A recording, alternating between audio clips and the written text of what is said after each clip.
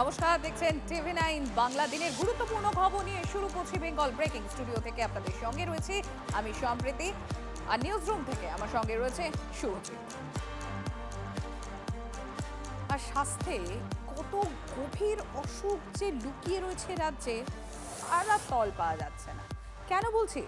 যেমন ধরুন, সরকারি হাসপাতালে ডাক্তারদের প্রাইভেট প্র্যাকটিস, এটা না করার জন্য তারা বিশেষ সরকারি ভাতা পান, অথচ তারপরও ঠিক সেটাই অনেকে করে চলেছেন, এবং সেটা নিয়ম করে। দেখুন অবস্থাটা।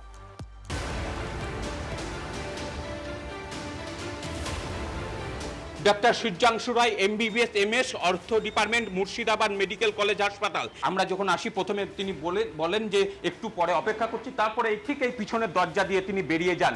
এই ডাক্তার সূর্যাংশু রায়, আমরা যখন আসি তখন এই চেয়ারে বসে চিকিৎসা করছিলেন, বাইরে তার জন্য কিন্তু রোগীরা অপেক্ষা করছে। এখানে দেখেন ডাক্তার ছিলেন।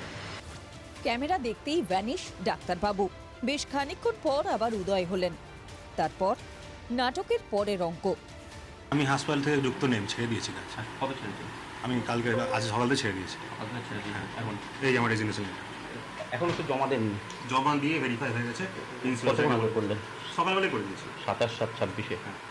আমি হাসপাতালের সাথে এই মুহূর্তে কোনো যুক্ত নেই, ওই জন্য তো আমি প্রাইভেট প্র্যাকটিস করতেই পারি। বুঝুন তাহলে, প্রাইভেট প্র্যাকটিসের এমন মহিমা, হাসপাতালের চাকরিটা ইনি দৌড়ে দৌড়ে গিয়ে ছেড়ে দিয়ে এলেন। ইস্তফাপত্র গ্রহণ হয়েছে নাকি হয়নি, অত ভাবার সময় বোধহয় হয়নি।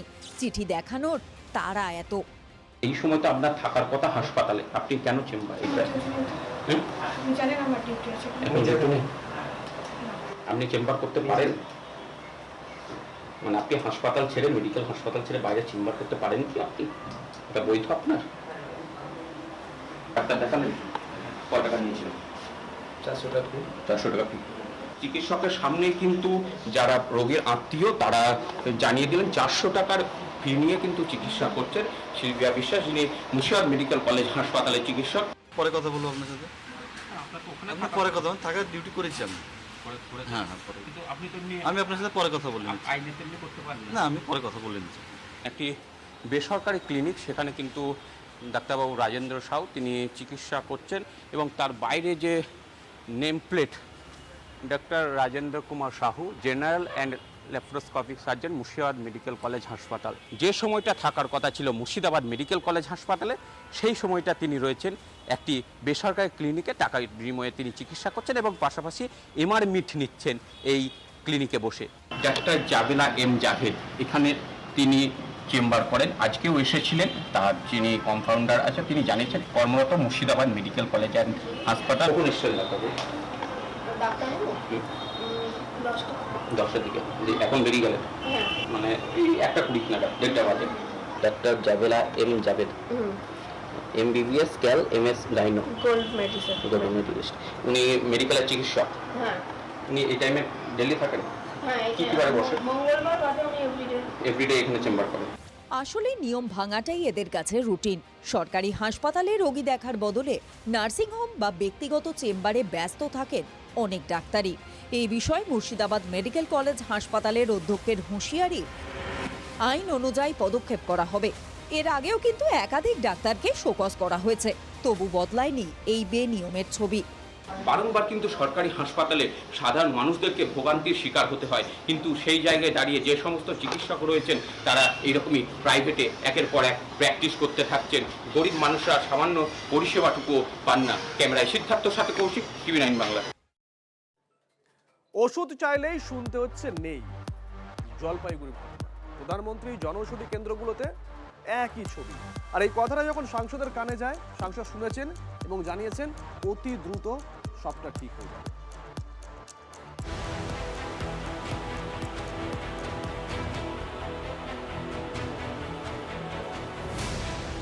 প্রধানমন্ত্রী ভারতীয় জনঔষধি যোজনা দেশের অন্যতম জনপ্রিয় স্বাস্থ্য উদ্যোগ।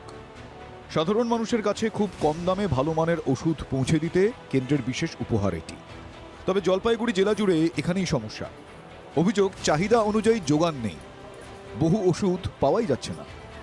প্রেশারের একটি ওষুধ যেটা টেলিসার্টার ফর্মুলেশনের 40 mg, এটা রেগুলার ইউজ হয়। তারপর এর সাথে রসুভাস্টিন ছিল, যেটা আপনার কোলেস্ট্রলের জন্য লাগে, সেটাও আমার একটু ইরেগুলার আছে। যেখানে আমাদের 30 টাকায় 3 পাতা ওষুধ হতো, সেখানে আমাদের দেখা যাচ্ছে 1 পাতাতেই 230 টাকা লাগছে। আমি যখন সুগারের ওষুধ নিতে আসি, ইনসুলিন নিতে আসি, এবং ইনসুলিন সবসময় সাপ্লাই হয় না। মার্কেট থেকে কিনতে গেলে সেই ইনসুলিনটা মনে হয় 1000 টাকা দিয়ে কিনতে হচ্ছে আমার। 4 মাস হয়ে গেল, বারবার এসে খোঁজ নিচ্ছি, ওষুধের সাপ্লাই নেই। অতিরিক্ত দাম দিয়ে কিনতে হচ্ছে।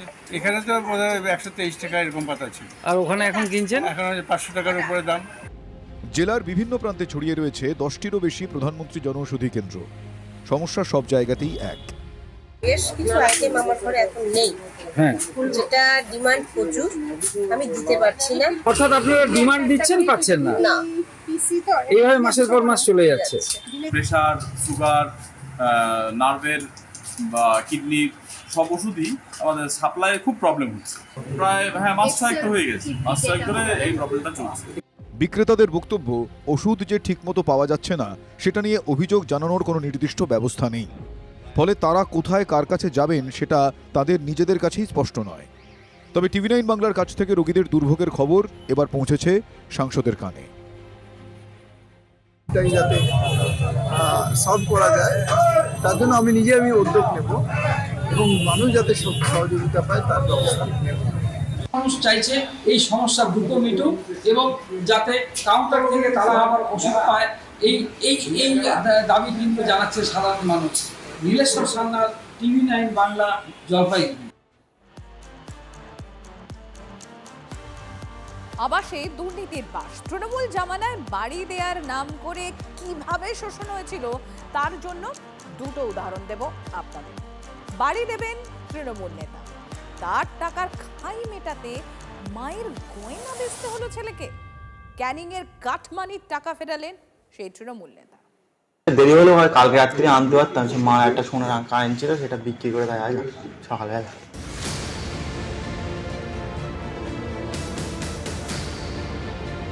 হাত পেতে গোছা গোছা টাকা নিচ্ছেন তৃণমূল নেতা। ভাইরাল ভিডিওয় যাকে টাকা নিতে দেখা যাচ্ছে তিনি বসিরহাট পুরসভার 7 নম্বর ওয়ার্ডের তৃণমূল কাউন্সিলর কৌশিক দত্ত। ভিডিওয় তৃণমূল নেতাকে বলতে শোনা যায় তার হাতে অনেক আবাসের বাড়ি আছে, টাকা দিলেই হয়ে যাবে। বাড়ির আশায় তৃণমূল নেতাকে মায়ের গয়না বেচে টাকা দিতে বাধ্য হলেন বসিরহাটের এক বাসিন্দা। দেরি হলেও হয়, কালকে রাত্রে আনতে পারতাম। মা একটা সোনার কারেন্ট ছিল, সেটা বিক্রি করে দেয় আজ সকালে। নতুন ঘর আসবে দাদা, একটা কথা বলি, এত ঘর আসবে নিয়ে উঠতে পারবে। পালা বদলের পর এলাকা ছাড়া তৃণমূল নেতা কৌশিক, যার বিরুদ্ধে আবাস থেকে নানা সরকারি প্রকল্পের নাম করে টাকা তোলার অভিযোগ বিস্তর। অভিযুক্ত প্রতিক্রিয়া পাওয়া যায়নি। দলের নেতাকে নিয়ে মুখ খুলতে চাননি এলাকার তৃণমূল বিধায়কও। আমাদের ওয়ার্ডে কোনো জমি সংক্রান্ত সমস্যা হলে তিনি সেই সমস্যা মেটানোর নাম করেও প্রচুর মানুষের কাছ থেকে অনেক টাকা লুট করেছে। তো শুধু ছোট একটা মাছ কৌশিক দত্ত, যে টাকা নিতে গিয়ে একেবারে ভিডিওতে ধরা পড়েছে। আগামী দিনে আরো বড় বড় মাছ রয়েছে, চেয়ারম্যান সহ বাকি যারা রয়েছে তারাও ধরা পড়বে।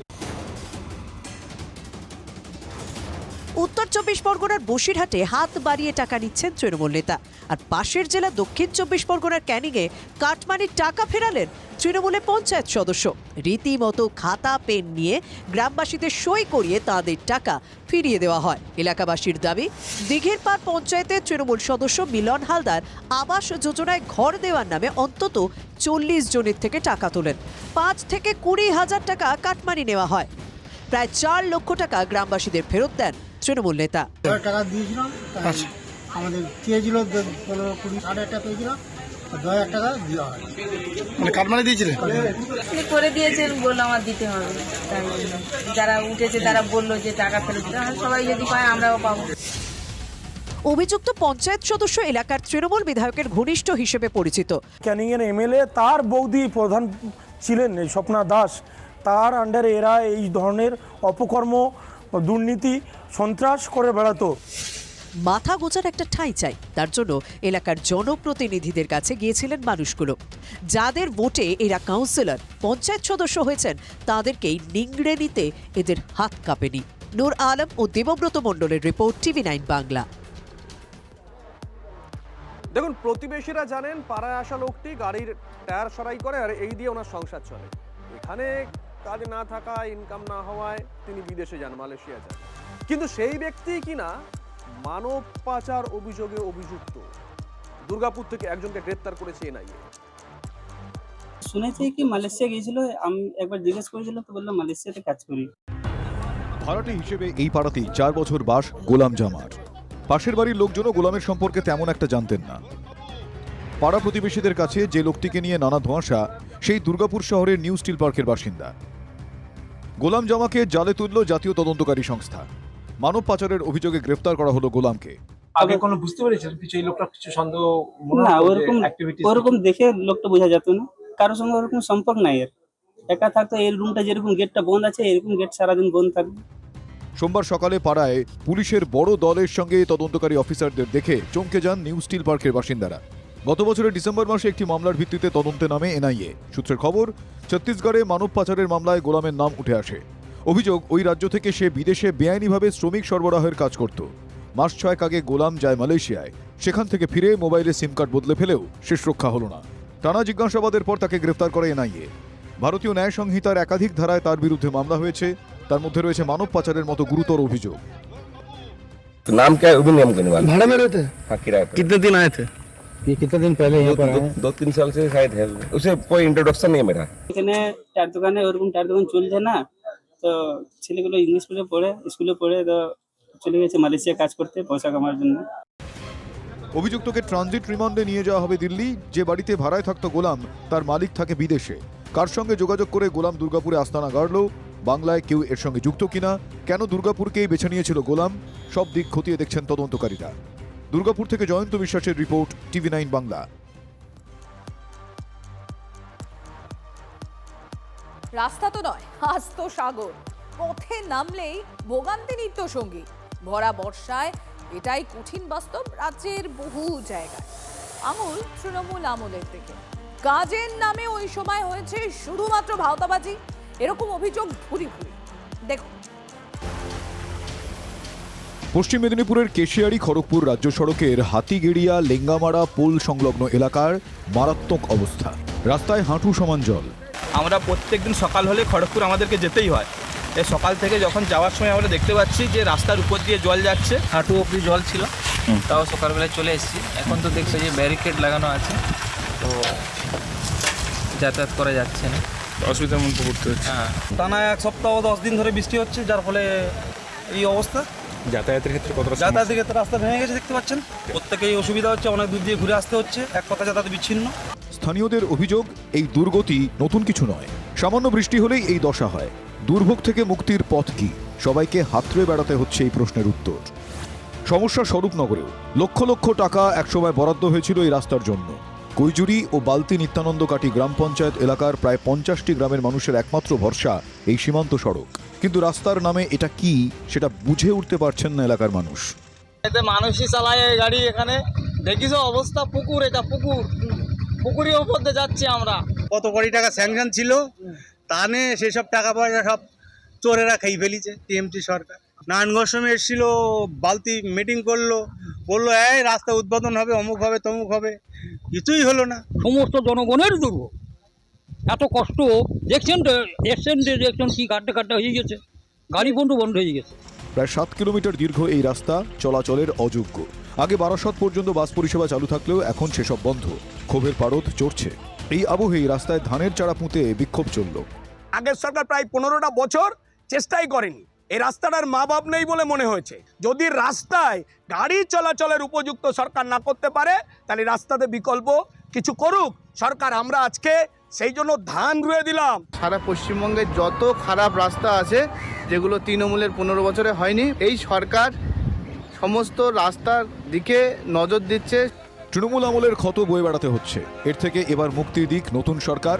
গ্রামবাসীদের মুখে মুখে এখন এই একটা কথাই ঘুরছে। Bureau report, TV9 Bangla.